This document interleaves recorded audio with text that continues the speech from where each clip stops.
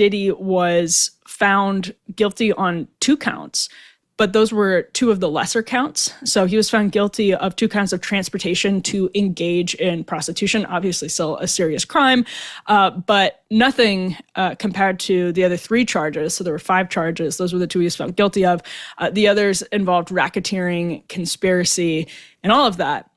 He was denied bond later in the afternoon and is going to be in prison until his sentencing hearing in October. I think that is on October 3rd. It seems on its face insane.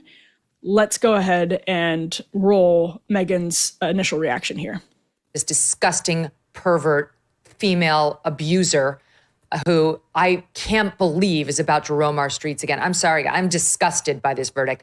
This is fucking ridiculous. I just find it absolutely outrageous, the amount of crime that this guy just got away with. I believe he committed arson. He definitely battered Cassie. He battered Jane too.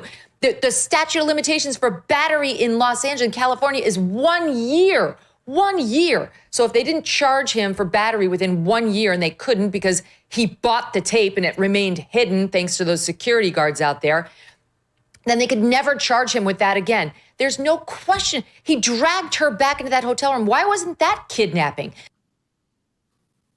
So Megan made an interesting point also about how Diddy has defenders, people who are capitalizing on the lack of trust post MeToo that has been that has surrounded allegations of abuse. Now, in Diddy's case, there is literally a video, the one that Megan just referenced, of him beating Cassie Ventura. It is a heinous video. And there, I mean, the mountain of allegations against Diddy is very compelling, unlike a lot of the like single source stories from the MeToo era. But I think there's something very interesting there about people who are choosing to believe that Diddy is the victim. And this is something that we heard from the prosecution, which, by the way, fun fact, did you know James Comey's daughter is part of Maureen Comey, also prosecuted Jeffrey Epstein? We don't need to open that Pandora's box about the prosecution there, but just keep that in mind. The RICO charges, the racketeering charges, I think are going to be a huge flashpoint in the days ahead. You know, was this an over prosecution? Did it make it harder to get him, or was did the jury just see something different, like in the O.J. Simpson case, than a lot of the country did? I don't know, but what I do know is that there was, as TMZ puts it, a freak off outside of the court. Take a look at this video.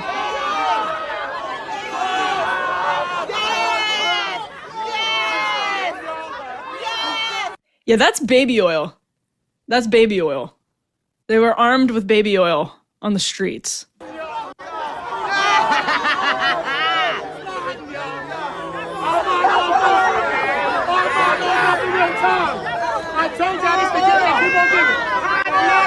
More oil?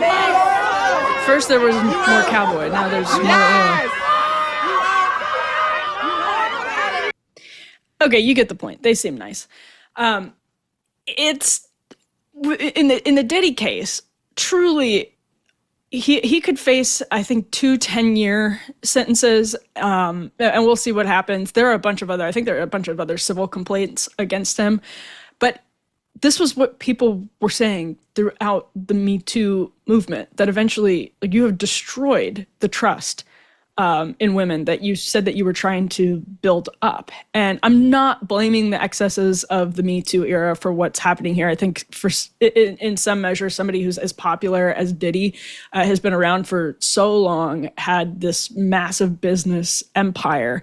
I think he would probably always have some people that are just not willing to concede. He looked guilty as hell. But I also think it's true that the sort of trust in allegations like these was just grossly eroded over the course of the Me Too movement. And that's a sad outcome. And it's something that, again, people were saying over and over again would happen. So here we are.